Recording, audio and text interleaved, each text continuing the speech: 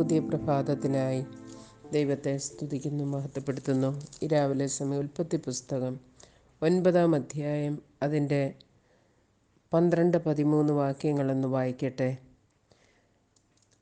പിന്നെ ദൈവം അരുളി ചെയ്തത്, ഞാനും നിങ്ങളും നിങ്ങളോടുകൂടെയുള്ള സകല ജീവജന്തുക്കളും തമ്മിൽ തലമുറ തലമുറയോളം സദാകാലത്തേക്കും ചെയ്യുന്ന നിയമത്തിൻ്റെ അടയാളമാണിത്. ഞാൻ എൻ്റെ വില്ല് മേഘത്തിൽ വെക്കുന്നു. അത് ഞാനും ഭൂമിയും തമ്മിലുള്ള നിയമത്തിന് അടയാളമായിരിക്കും. ഇതോട് ചേർന്ന് പുറപ്പാട് പുസ്തകം 19-ാം അധ്യായം അതിൻ്റെ 3-4 വാക്യങ്ങൾ എന്ന് വായിക്കട്ടെ. 5-ാം വാക്യം. ആകയാൽ നിങ്ങൾ എൻ്റെ വാക്ക് കേട്ടനുസരിക്കുകയും എൻ്റെ നിയമം പ്രമാണിക്കുകയും ചെയ്താൽ നിങ്ങൾ എനിക്ക് പ്രത്യേക സമ്പത്തായിരിക്കും, ഭൂമിയൊക്കെയും എനിക്കുള്ളതല്ലോ. തുടർന്ന് എബ്രായ ലേഖനം 8-ാം അധ്യായം അതിൻ്റെ 10-ാം വാക്യം വായിക്കട്ടെ. ഈ കാലം കഴിഞ്ഞ ശേഷം ഞാൻ ഇസ്രായേൽ ഗൃഹത്തോട് ചെയ്യുവാനിരിക്കുന്ന നിയമം ഇങ്ങനെയാകുന്നു. ഞാൻ എൻ്റെ ന്യായപ്രമാണം അവരുടെ ഉള്ളിലാക്കി അവരുടെ ഹൃദയങ്ങളിൽ എഴുതും. ഞാൻ അവർക്ക് ദൈവമായും അവർ എനിക്ക് ജനമായും ഇരിക്കും. ദൈവം, നമ്മുടെ ദൈവം ഉടമ്പടികളുടെ ദൈവമാണ്. എക്കാലത്തും മനുഷ്യനോടുള്ള ഇടപാടുകളിൽ തൻ്റെ ഉദ്ദേശവും തൻ്റെ ഹിതവും വെളിപ്പെടുത്തി അവരോട് നിയമം ചെയ്യുന്ന ഒരു ദൈവം.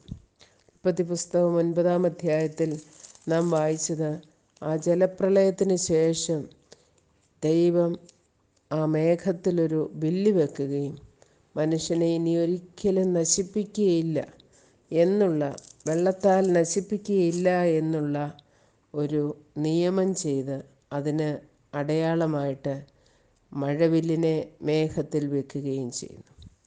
തുടർന്ന് പുറപ്പാട് പുസ്തകം 19-ാം അധ്യായത്തിൽ ഇസ്രായേൽ ജനത്തോട് കൃത്യമായി ചെയ്യുന്ന ഒരു ഉടമ്പടിയാണ്, നിങ്ങൾ എൻ്റെ വാക്ക് കേട്ടനുസരിക്കണം, നിങ്ങൾ എൻ്റെ വഴികളിൽ നടക്കണം, എങ്കിൽ നിങ്ങൾ എനിക്കൊരു പ്രത്യേക സമ്പത്തായിരിക്കും. അവർ ദൈവത്തിന് വേണ്ടി ഒരു ട്രഷറായി ദൈവം ഏറ്റെടുക്കുക. അവർ ചെയ്യുന്ന കാര്യങ്ങളുടെ അടിസ്ഥാനത്തിൽ അവർക്ക് വേണ്ടി പ്രവർത്തിക്കുന്നതായ ഒരു ദൈവം. ഇസ്രായേൽ ജനവുമായിട്ട്, താൻ തിരഞ്ഞെടുത്ത ഇസ്രായേൽ ജനവുമായിട്ട് ഒരു ഉടമ്പടി ചെയ്ത് അവരെ നയിക്കുന്ന, അവർക്ക് വഴി കാണിച്ചു കൊടുക്കുന്ന ഒരു ദൈവം. അതിൻ്റെ ശേഷം അന്ത്യകാലത്ത് കർത്താവ് വീണ്ടും പുതിയ നിയമ പുസ്തകമായ എബ്രായ ലേഖനത്തിലൂടെ പറയുകയാണ്, ഞാൻ അവരുമായിട്ട് ചെയ്യുന്ന നിയമം ഇങ്ങനെയാണ്. ഇനി ഞാൻ അവരുടെ അകൃത്യങ്ങളെ ഒന്നും ഓർക്കുകയില്ല. ഞാൻ എൻ്റെ ന്യായപ്രമാണം അവർക്ക് കൽപ്പലകളിലല്ല, ഞാൻ അവരുടെ ഉള്ളിലാക്കി അത് ഓർക്കുവാൻ തക്കവണ്ണം അവർക്ക് ഉള്ളിൽ ആ കൽപ്പനകളെ എഴുതി കൊടുത്തിട്ട് അവരെനിക്ക് ജനമായും ഞാൻ അവർക്ക് ദൈവമായും ഇരിക്കും. പുതിയ നിയമവിശ്വാസികളാകുന്ന നമുക്ക് കൽപ്പലകയിൽ എഴുതിയതായ ചില ഉടമ്പടികളല്ല, നമ്മുടെ ഹൃദയത്തിൻ്റെ മാംസപ്പലകമേൽ ദൈവത്തിൻ്റെ പരിശുദ്ധാത്മാവ് മുഖാന്തരമായി എഴുതപ്പെട്ട് നൽകിയ ന്യായപ്രമാണം. അവിടെ തുടർന്നുള്ള വാക്യങ്ങളിൽ പറയുന്നത്, ഇനി ആരും തൻ്റെ സഹോദരനെയോ കൂട്ടുകാരനെയോ കർത്താവിനെ അറിയുക എന്ന് ഉപദേശിക്കേണ്ടി വരികയില്ല. അവർ ആബാലവൃദ്ധം എന്നെ അറിയും. മാത്രമല്ല, അവരുടെ പാപങ്ങളെ ഞാനിനി ഓർക്കുകയില്ല. ഞാൻ അവരുടെ അകൃത്യങ്ങളെക്കുറിച്ച് കരുണയുള്ളവനാകും. നമ്മുടെ ദൈവം ഉടമ്പടികളെ എക്കാലത്തും കാക്കുന്ന ആ വിശ്വസ്തനായ ദൈവം നമ്മോട് ചെയ്യുന്ന ഉടമ്പടി ഇതാണ്. ദൈവത്തിൻ്റെ മക്കളാക്കി നമ്മെ തീർക്കുന്നു. നമ്മുടെ ഉള്ളിൽ ദൈവത്തിൻ്റെ പ്രമാണം എഴുതി തരുന്നു. നമ്മളെ ദിനംതോറും ഉപദേശിച്ച് വഴി നടത്തുന്നു. ആ പരിശുദ്ധാത്മാവിൻ്റെ സാന്നിധ്യത്താൽ നാം എല്ലായ്പ്പോഴും ദൈവഹിതത്തിന് അനുയോജ്യമായി നടക്കുവാൻ നമ്മെ സജ്ജരാക്കി തീർക്കുന്നു.